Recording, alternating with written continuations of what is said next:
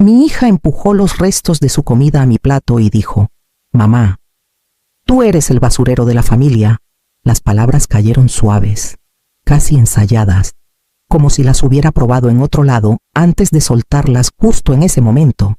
Su tenedor raspó el borde de mi plato mientras los sobrados de su comida se deslizaban al centro, tibios y sin cuidado. Nadie alargó la mano para quitármelo. La habitación contuvo el aliento. Yo no me moví, mantuve las manos cruzadas en el regazo y miré el revoltijo delante de mí, sintiendo que algo en mi pecho se apagaba con una precisión callada. No era sorpresa, era reconocimiento. Ya había visto esa mirada antes, en momentos pequeños, en comentarios que pasaban por bromas. Esta era solo la primera vez que se decía en voz alta. Alrededor de la mesa, las caras conocidas evitaban la mía. Alguien carraspeó. Otro levantó su vaso. La plática se reanudó unas sillas más allá. Con cuidado de no incluirme, el silencio fue unánime. Y de alguna forma más fuerte que su voz. Terminé la comida sin tocar mi plato. Le di las gracias por invitarnos. Recogí mi abrigo. Nadie me detuvo en la puerta. La historia que vas a escuchar es una obra ficticia creada por el equipo de redacción del canal H2 Historias. Está inspirada en situaciones reales para transmitir lecciones sobre la familia, las emociones y los valores humanos. Todos los personajes y eventos son ilustrativos. Me llamo Isidora Ramírez, 63 años. Regresé a casa manejando por calles que conocía desde hace décadas, reviviendo el momento no por su crueldad, sino por su certeza. Esa frase no había salido de la nada. Había crecido poco a poco, alimentada por años de expectativas y mi disposición a cargar lo que nadie más quería.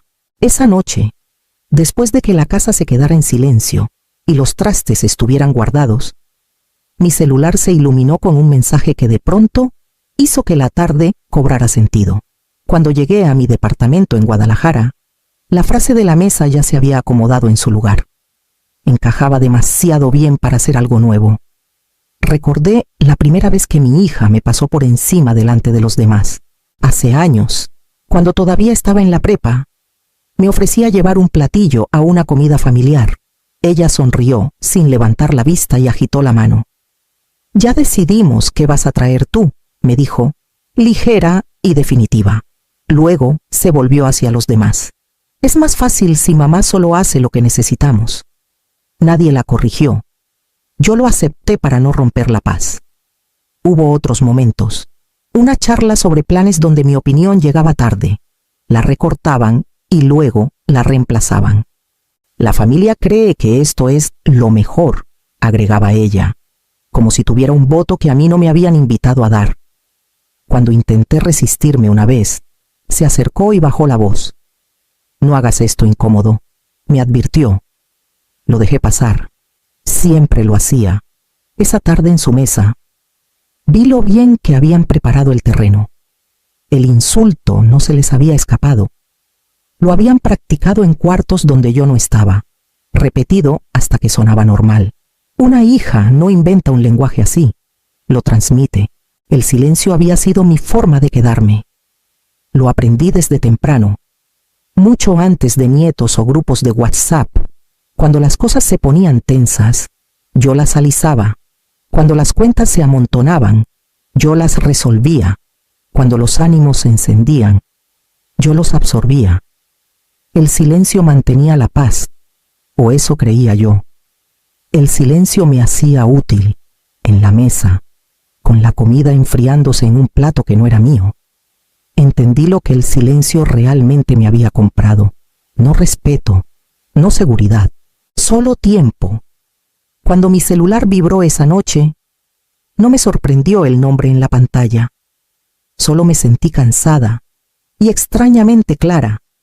Al abrir el mensaje y leer las palabras que confirmaban lo que la tarde ya me había mostrado, el mensaje llegó justo después de las 10, unas 2 horas después de que terminara la cena. «No vengas más», sin saludo, sin explicación, solo un límite marcado con un punto. Miré la pantalla hasta que las letras dejaron de moverse. Un momento después, apareció una notificación pequeña debajo. Alguien había reaccionado, luego otro, sin respuestas, sin objeciones, aprobación sin huellas. Escribí, borré y mejor bloqueé el celular. No necesitaba más claridad. Las confirmaciones mudas me lo decían todo. No era un arranque de enojo que se enfriaría al día siguiente. Era una decisión que ya habían platicado, pulido y enviado cuando todos se sintieron seguros para apretar un botón en lugar de decirlo en voz alta. Unos minutos después, llegó otro mensaje de mi hija. No hagamos esto más grande de lo necesario. El tono era calmado, como de jefa. La misma voz que usa para redirigir a los meseros o cerrar una junta. La familia se había convertido en un trámite que ella manejaba. Le respondí con una sola línea. Está bien. Apareció el globito de que estaba escribiendo. Desapareció y volvió. Solo necesitamos espacio ahorita.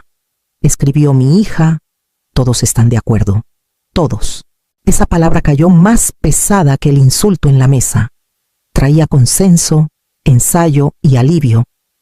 Dejé el celular y lo dejé vibrar hasta que se cayó.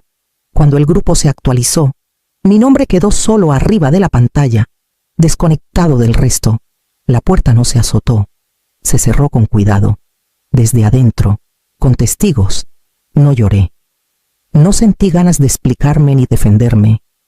Lo que sentí fue una quietud extraña, esa que llega cuando algo termina limpio. Esa noche, abrí la app del banco por primera vez en semanas y pasé mis cuentas. Los números conocidos, hasta las que nunca habían sido solo mías. No abrí la app del banco por pánico, la abrí por costumbre. La pantalla se llenó con el diseño de siempre, limpio e indiferente. Mi cuenta de cheques arriba, mis ahorros abajo. Luego, la larga lista de pagos recurrentes que casi nunca revisaba de cerca porque se habían vuelto parte del fondo de mi vida. El primero era conocido, el préstamo mensual de la casa donde todavía viven mis papás en Puebla. Su dirección, mi nombre. Recordé la voz de mi papá el día que acepté ayudar. Es solo mientras las cosas se estabilizan, insistió. Tú manejas mejor estas cosas, asentí, ya sacando los papeles. Debajo estaba la póliza de seguros que cubría más que solo a mí. Cuando a mi mamá le recortaron las horas hace 15 años, me llamó llorando. No sé qué vamos a hacer, me dijo. La agregué sin pensarlo 2 veces. Después, mi hija me pidió si podía incluir unos servicios extras en mi plan. Es más sencillo si todo pasa por ti, explicó. Le creí. La lista seguía. Servicios de luz y agua en una dirección que no era mía. Un plan telefónico con varias líneas, cada una con un nombre que reconocía. Suscripciones que yo no usaba pero pagaba porque a alguien más le gustaban. Nada había llegado como exigencia. Venía envuelto en palabras suaves. Eres organizada. Eres estable. Confiamos en ti. Me recargué hacia atrás y dejé el celular en la mano. Esa frase, el basurero de la familia, ahora chocaba con todo lo que había cargado, topando con la evidencia delante de mí. El basurero se tira, no sostiene las cosas, no absorbe peso año tras año en silencio. Lo que más me inquietó no fue el dinero, fue la facilidad con que mi nombre se había colado en todo lo importante mientras mi presencia se volvía opcional. No me habían borrado de la estructura, me habían borrado de la consideración.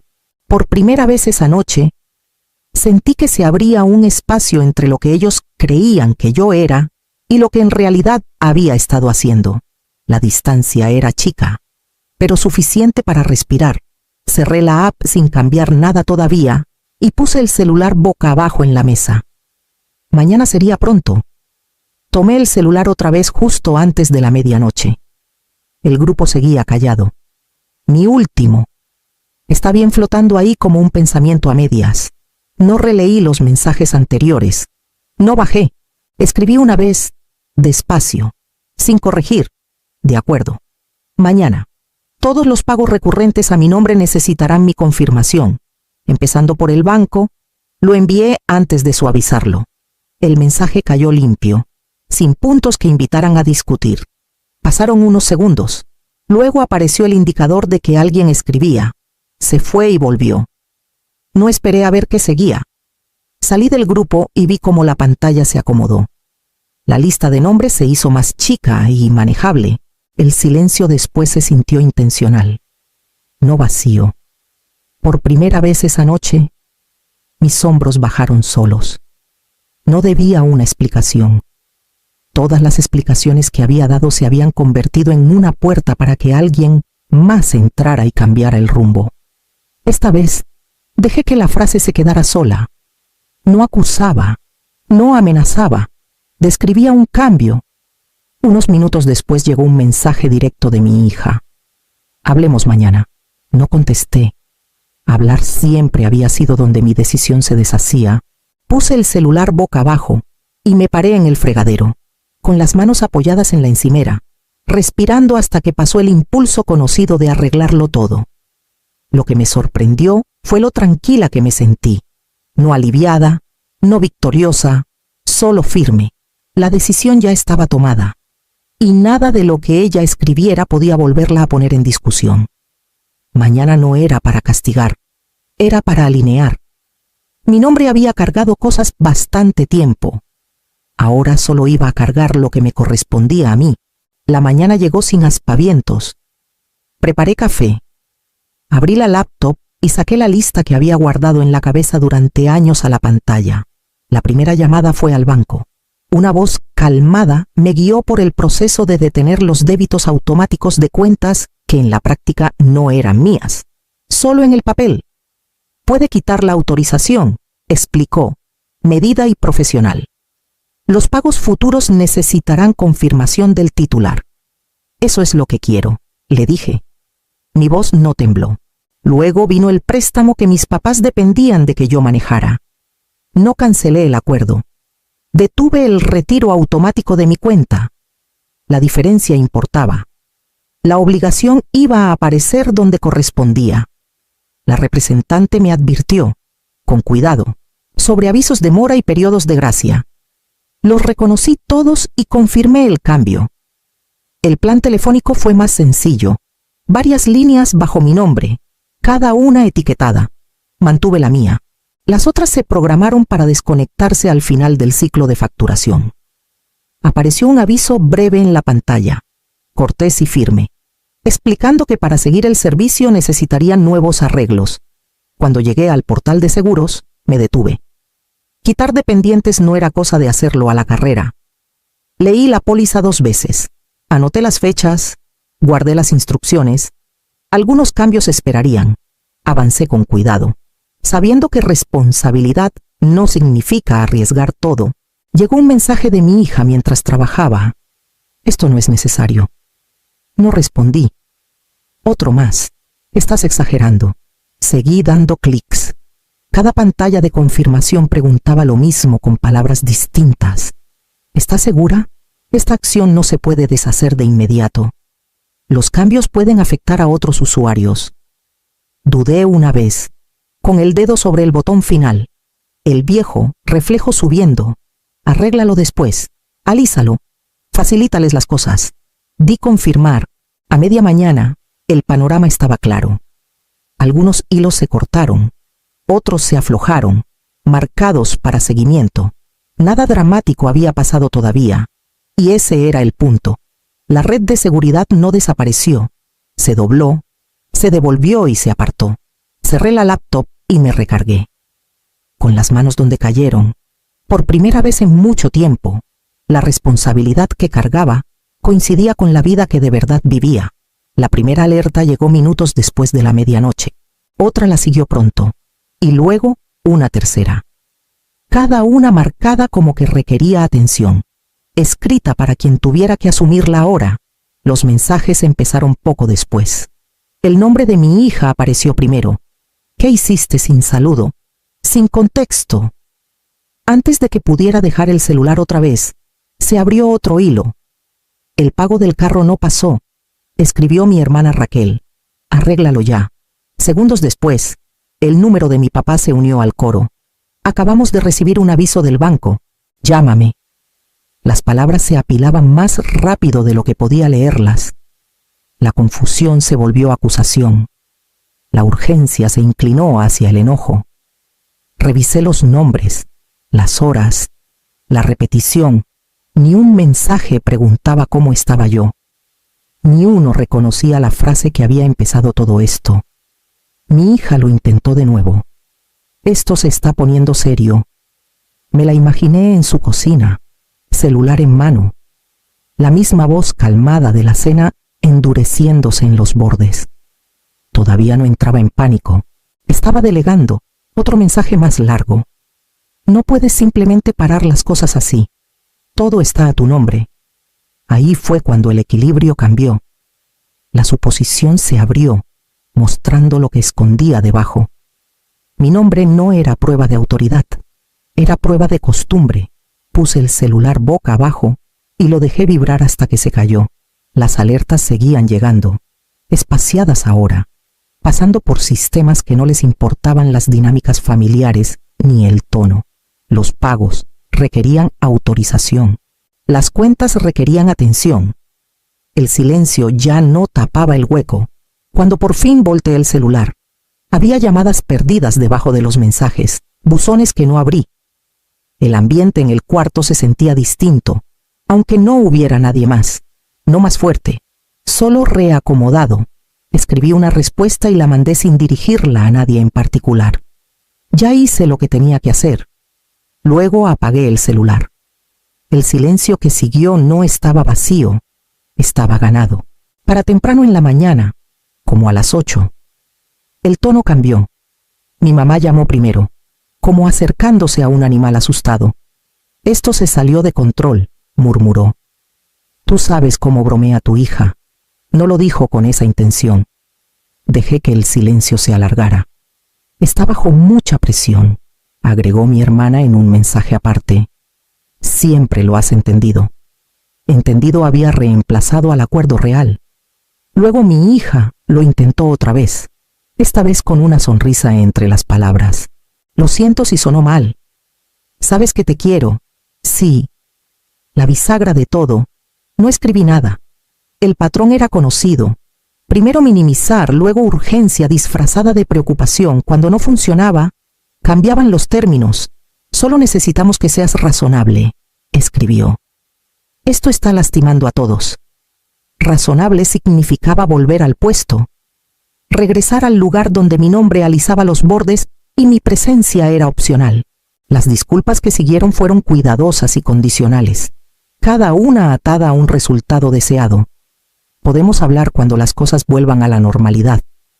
Normal, en esta familia, siempre había significado callada.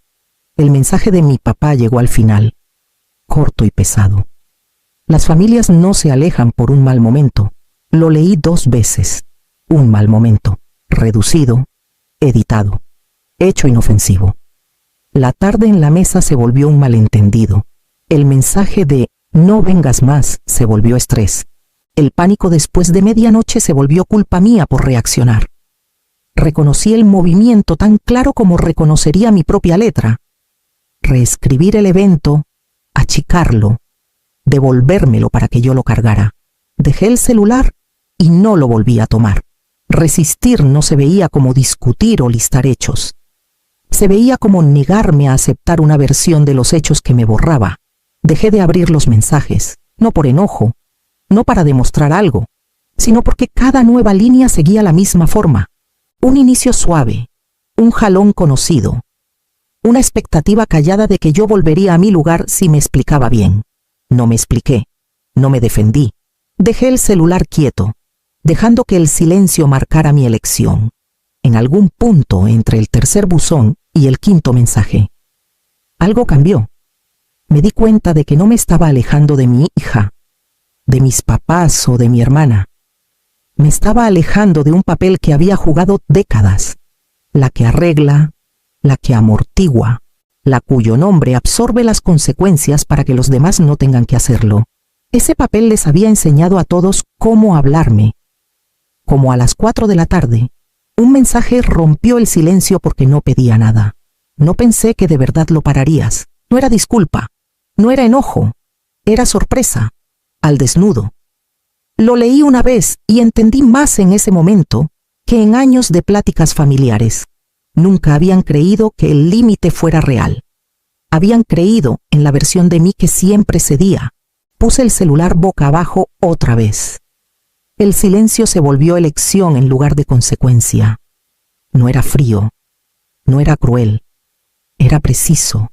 Cada vez que resistía el impulso de responder, el espacio dentro de mí se volvía más firme, menos lleno de la urgencia de los demás.